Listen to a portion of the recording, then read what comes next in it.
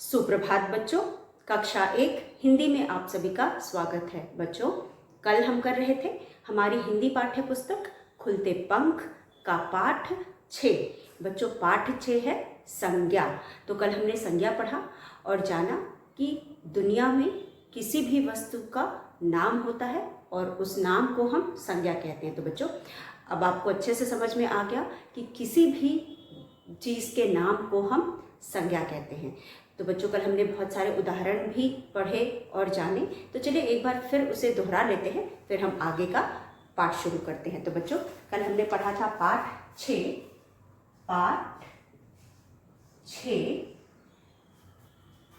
नाम। न पर आ की मात्रा नाम यानी नेम्स, NAMES नेम्स।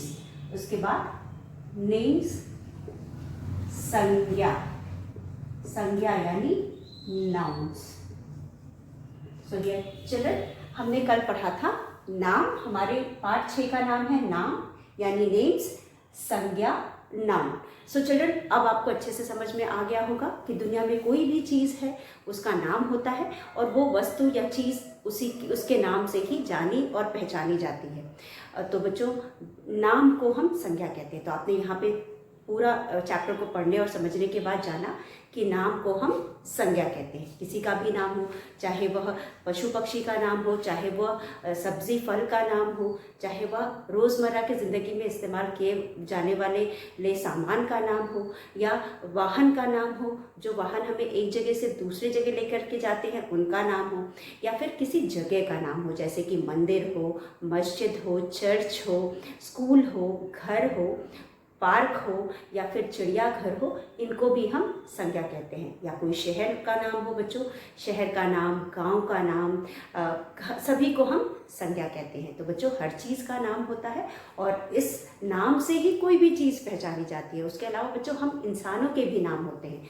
आप सभी जानते हो हम सबके नाम होते हैं। अगर हमारे नाम ना होते तो हम कैसे पहचाने जाते? तो हमारी भी पहचान हमारी नाम होते हैं। तो कोई भी चीज़ हो, चाहे वो जीवित वस्तु हो, लिविंग थिंग्स हो या नॉन लिविंग थिंग्स हो, हर चीज़ का नाम होता है और हर चीज़ को हम उसके नाम से ही पहचानते हैं। और नाम ना होता तो हमें चीज़ों को पहचानने में बहुत समस्या होती। तो इसीलिए बच्चों, दुनिया की हर चीज़ उसके नाम से पहचानी जाती है और उसकी पहचान उसका नाम होता है। तो हमने कल पूरे पाठ को पढ़ने के बाद जाना कि नाम को हम संज्ञा कहते हैं। हमें संज्ञा की परिभाषा पता चली। नाम को संज्ञा कहते हैं। तो अब आपको संज्ञा का मतलब समझ में आ गया होगा।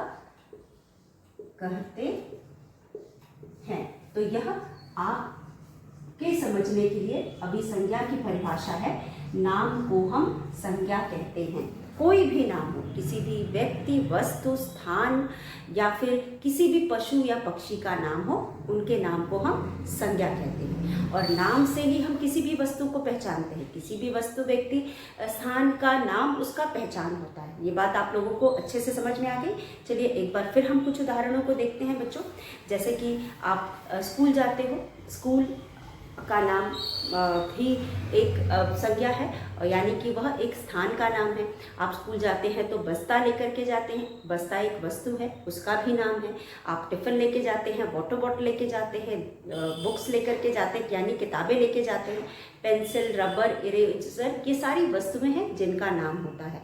आप खाने में रोटी, सब्ज़ी, चपाती, चावल जो भी खाते हैं, इन सब का नाम होता है। इन सबको हम नाम द्वारा ही जानते हैं।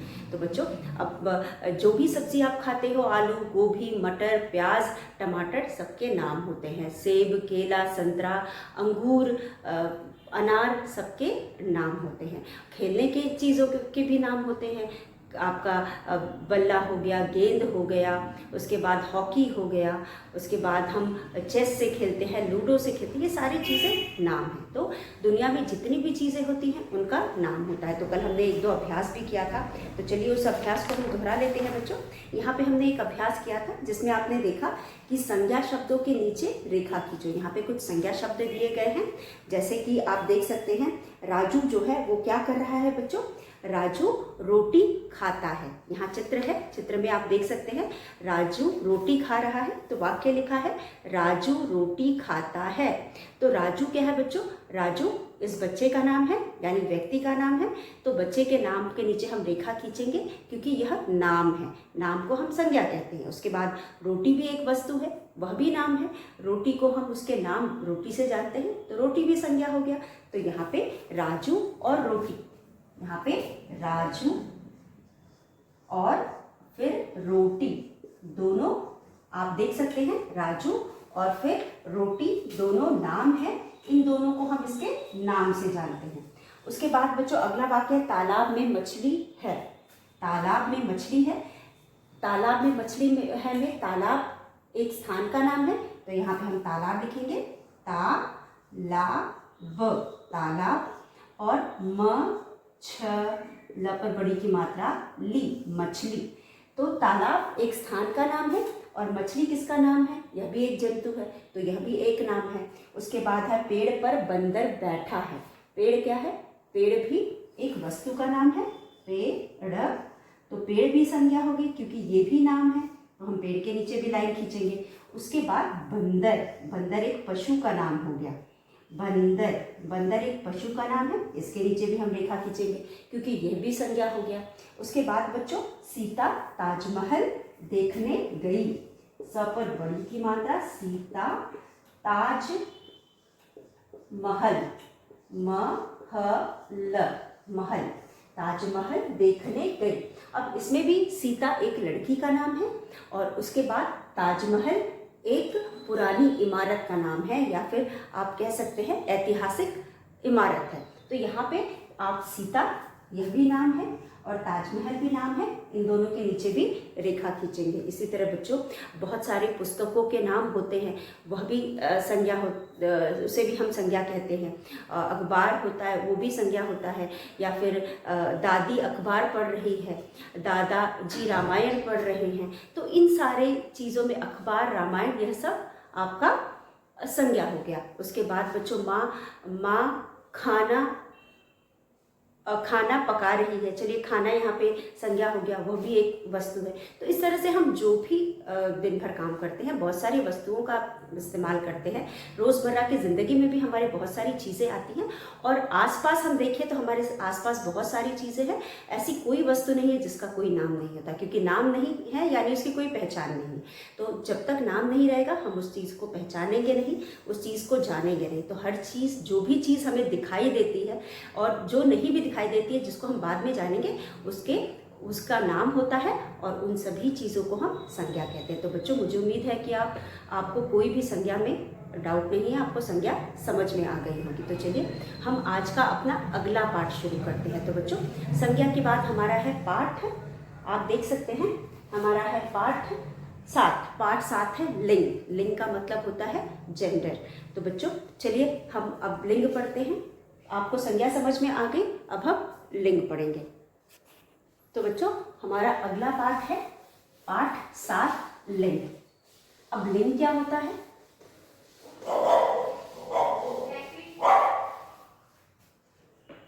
पाठ 7 लिंग। अब बच्चों आपने संज्ञा समझ लिया। संज्ञा, तो बच्चों आपने जाना कि कोई भी वस्तु है उसका नाम होता है। उसके अलावा बच्चों आप सभी जानते हो कि दुनिया में जो भी जीवित चीज़ें हैं उनको हम 2 नाम से जानते हैं। जैसे कि बच्चों अगर हम बात करें तो माता पिता, दादी दादा, बुआ फूफा, चाचा चाची, तो यहाँ पे हमें 2 शब्द दिखाई दे रहे हैं। तो बच्चों इन 2 शब्दों को हम एक औरत है, एक आदमी है। तो कोई भी, चाहे पशु हो, पक्षी हो, चाहे आपका इंसान हो, सभी को हम 2 रूप में देखते हैं या 2 रूप में जानते हैं, एक आदमी या एक औरत। तो बच्चों इन दोनों के अलग अलग नाम होते हैं जिसे हम लिंग कहते हैं। तो बच्चों अब आदमी औरत, आदमी का मतलब होता है पुरुष, औरत का मतलब होती है स्त्री। तो लिंग का मतलब होता है बच्चों वह शब्द, वह संज्ञा शब्द जिससे हमें किसी के स्त्री या पुरुष होने का पता चले। वह संज्ञा शब्द जिससे हमें किसी के स्त्री या पुरुष होने का पता चले, उसे हम लिंग कहते हैं। तो बच्चों यहाँ पे लिंग के 2 भेद होते हैं, एक है स्त्रीलिंग, दूसरा है पुल्लिंग। जैसा कि मैंने आपको बताया, वह शब्द या वह संज्ञा शब्द जिससे हमें किसी के पुरुष होने का पता चलता है उसे हम पुल्लिंग कहते हैं, और वह संज्ञा शब्द जिससे हमें किसी के स्त्री होने का पता चले उसे हम स्त्रीलिंग कहते हैं। तो चलिए हम इसे लिख करके समझते हैं। आप देख सकते हैं बच्चों, लिंग यानी जेंडर, इंग्लिश में हम इसे जेंडर कहते हैं,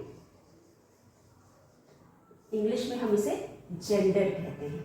उसके बाद बच्चों आप यहाँ देख सकते हो, लिंग का मतलब होता है वह शब्द जिससे हमें किसी के स्त्री या पुरुष होने का पता चले। स्त्री मतलब औरत जाति या स्त्री जाति का होना, और पुरुष यानी पुरुष जाति का होना। अब पुरुष जाति के व्यक्ति को हम इंग्लिश में मैस्कुलिन कहते हैं और स्त्री जाति को हम फेमिनिन कहते हैं। तो बच्चों, वह शब्द जिससे हमें स्त्री जाति का होने का पता चले उसे हम स्त्रीलिंग कहते हैं, और वह शब्द जिससे हमें पुरुष जाति का होने का पता चले उसे हम पुल्लिंग कहते हैं। तो यहाँ पे हमारे पास दो भेद हैं, एक है पुल्लिंग और दूसरा है स्त्रीलिंग। स्त्रीलिंग दूसरा है स्त्रीलिंग।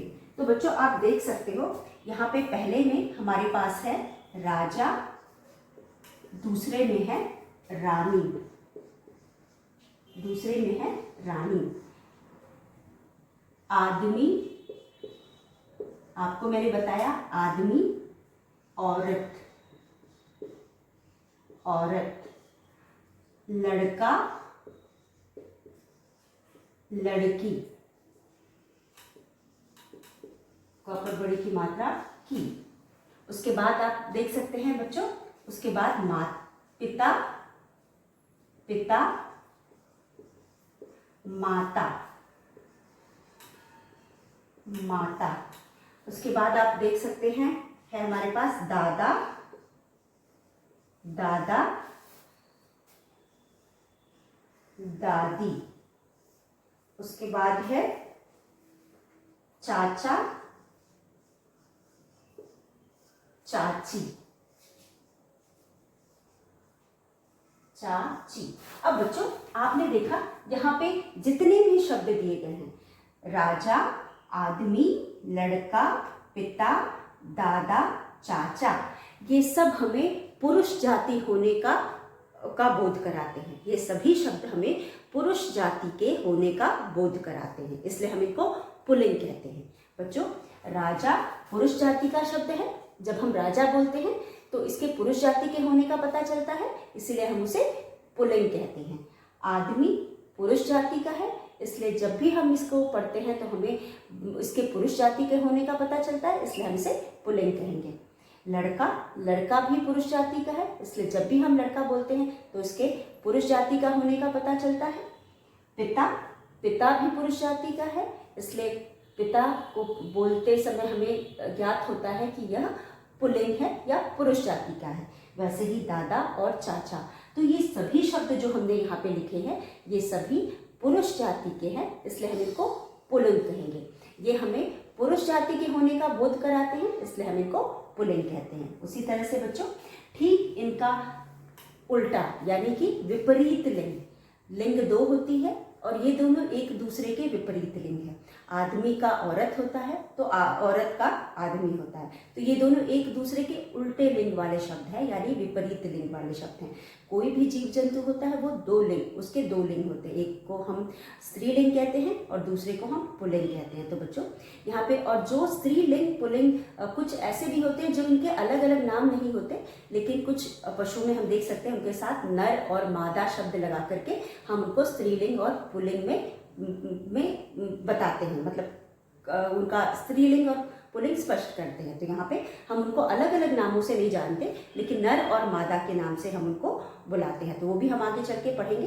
तो बच्चों यहाँ पे राजा का विपरीत लिंग रानी है, आदमी का विपरीत लिंग औरत है, लड़का का विपरीत लिंग लड़की है, पिता का विपरीत लिंग माता है, दादा का दादी, चाचा का चाची। विपरीत लिंग यानी उल्टे लिंग वाले शब्द। तो अगर आपसे कहा जाता है किसी भी एक लिंग को दिया, चाहे पुल्लिंग दिया है या स्त्रीलिंग दिया है, और आपसे कहा जाएगा कि विपरीत लिंग वाले शब्द लिखो, तो अगर पुल्लिंग शब्द दिए हैं तो आप उसका स्त्रीलिंग शब्द लिखोगे, और अगर स्त्रीलिंग शब्द दिए गए हैं तो आप उसका पुल्लिंग शब्द लिखोगे। तो यहाँ पे दिए गए शब्दों के एक पुल्लिंग शब्द है, दूसरा स्त्रीलिंग शब्द है, और इसी तरह से इन शब्दों को हम जानते हैं। तो चलिए एक बार फिर इन शब्दों को पढ़ते हैं और समझते हैं।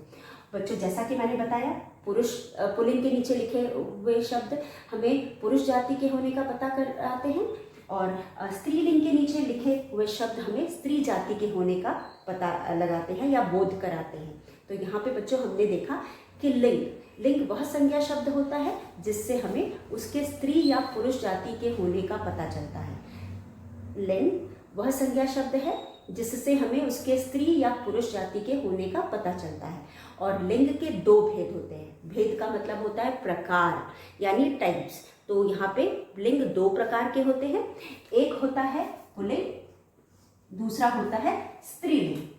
इंग्लिश में हम इसे मैस्कुलिन जेंडर बोलते हैं और स्त्रीलिंग को हम फेमिनिन जेंडर कहते हैं। तो बच्चों, इस तरह से लिंग को हम जेंडर कहते हैं और पुल्लिंग को हम मैस्कुलिन जेंडर कहते हैं और स्त्रीलिंग को हम फेमिनिन जेंडर कहते हैं। तो इस तरह से बच्चों, किसी भी आप जीव जंतु में देखोगे तो दो चीज़ें होती हैं, एक औरत, एक आदमी। औरत को हम स्त्री कहते हैं या आदमी को हम पुरुष कहते हैं। तो जो स्त्रीलिंग जो हमें स्त्री होने का बोध कराता है उसे हम स्त्रीलिंग कहते हैं, और जो हमें पुरुष होने का बोध कराता है उसे हम पुल्लिंग कहते हैं। तो यहाँ पे आपने देखा, पुल्लिंग के नीचे हमें उदाहरण है राजा, आदमी, लड़का, पिता, दादा, चाचा। अब स्त्रीलिंग में है रानी, औरत, लड़की, माता, दादी, चाची। अब हम इनके दो जोड़ों के साथ हम इनको देखते हैं।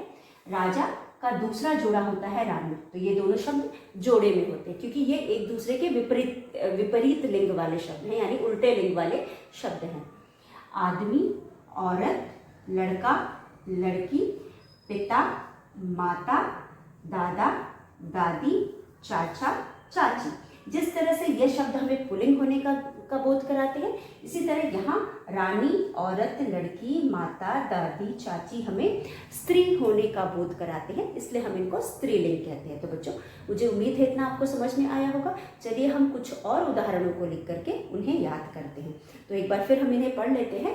राजा, रानी, आदमी, औरत, लड़का, लड़की, पिता, माता, दादा, दादी, चाचा, चाची। उसके बाद हमारे किताब में कुछ और उदाहरण दिए गए हैं, चलिए हम उनको भी लिख करके समझ लेते हैं। कुछ और उदाहरण देखते हैं।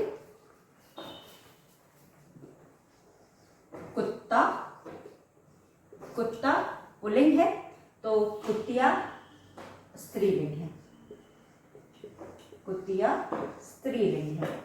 अगर बैल, बैल, गाय। उसके बाद बकरा, र पर आ की मात्रा बकरा, बकरी, बकरी। फिर है मुर्गा,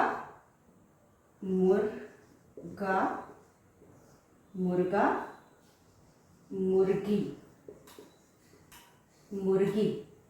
फिर है शेर, शेरनी।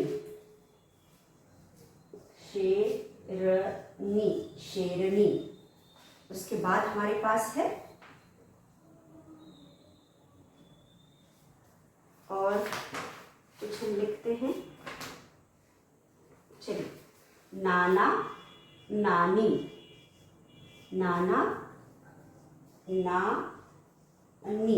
नानी।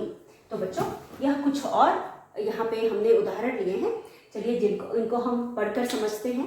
तो बच्चों, कुत्ता पुल्लिंग है। कुत्ता शब्द से हमें उसे पुरुष जाति का होने का पता चलता है, इसलिए हम पुल्लिंग कहेंगे।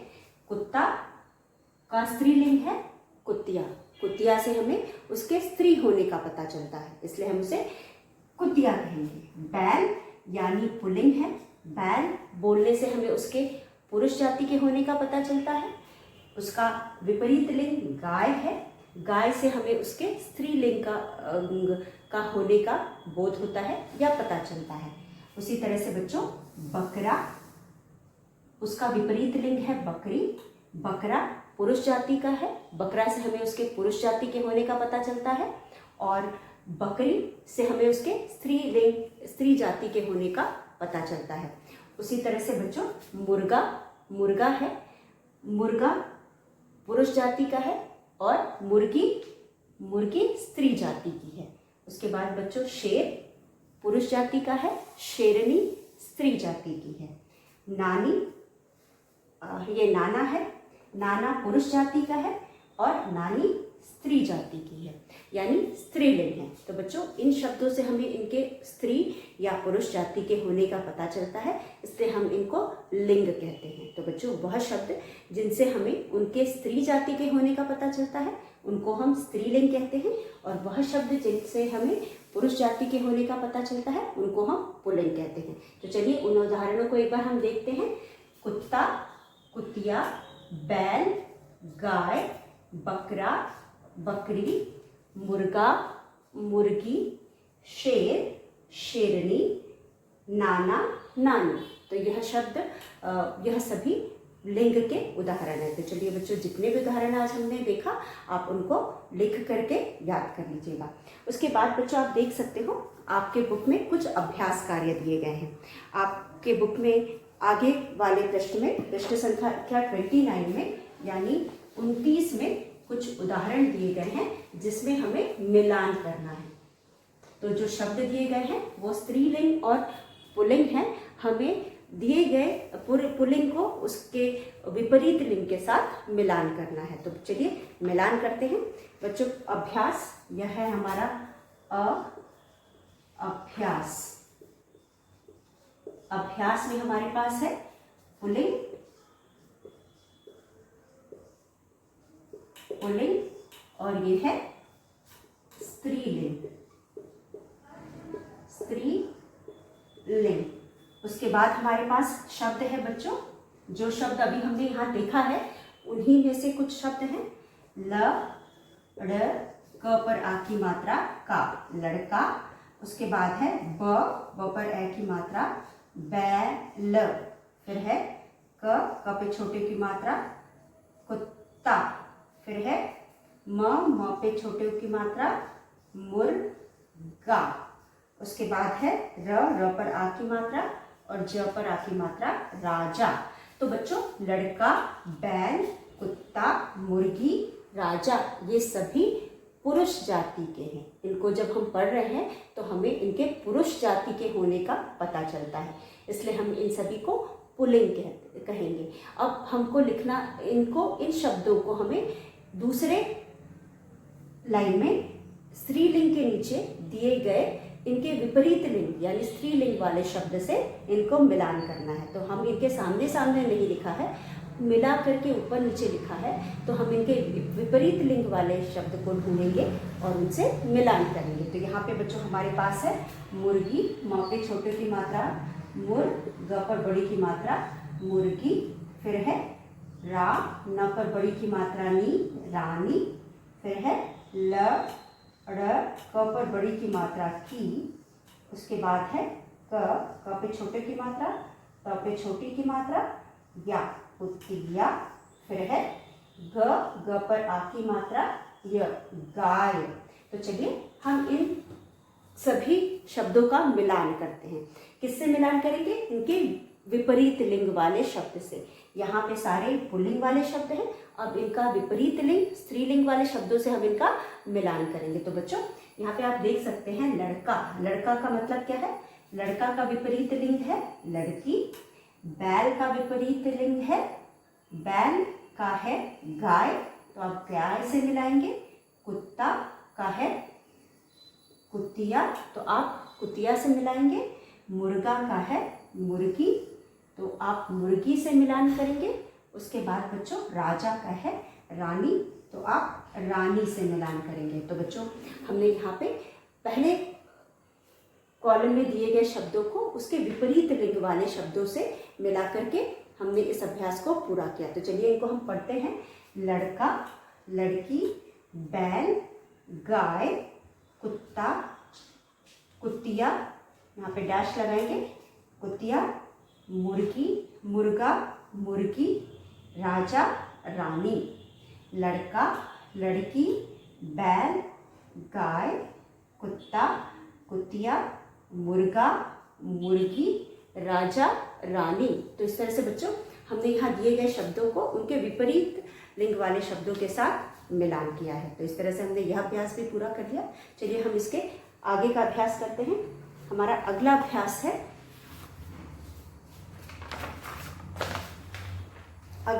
है, पुल्लिंग के लिए 1 तथा स्त्रीलिंग के लिए 2 लिखो। यहाँ पे कुछ हमें शब्द दिए गए हैं। दिए गए शब्दों को हमें पहचानना है और अगर दिया गया शब्द पुल्लिंग है तो उसके नीचे आगे हम 1 अंक लिखेंगे और अगर दिया गया शब्द स्त्रीलिंग है तो हम उसके आगे 2 अंक लिखेंगे। तो चलिए लिखते हैं।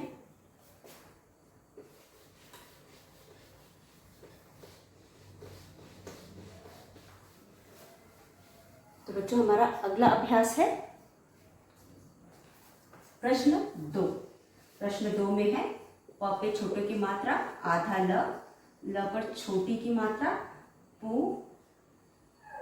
पुल्लिंग, पुल्लिंग के नीचे क पे एक की मात्रा के लिए, ल पे छोटी की मात्रा ली, ए, पुल्लिंग के लिए 1 लिखना है हमें और तथा, त और था स्त्रीलिंग के लिए, स्त्रीलिंग के लिए हमें क्या लिखना है? स्त्रीलिंग के लिए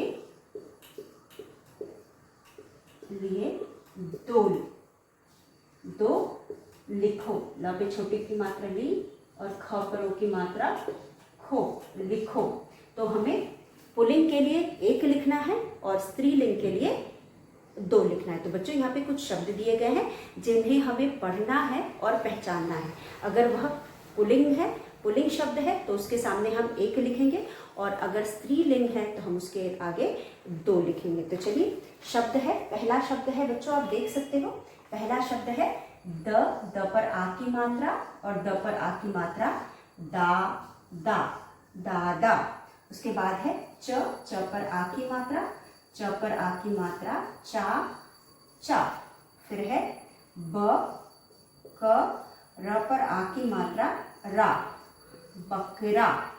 फिर है र पर आ की मात्रा और ज पर आ की मात्रा रा, जा। फिर है हमारा अगला शब्द है ना, न पर बड़ी की मात्रा नी, नानी।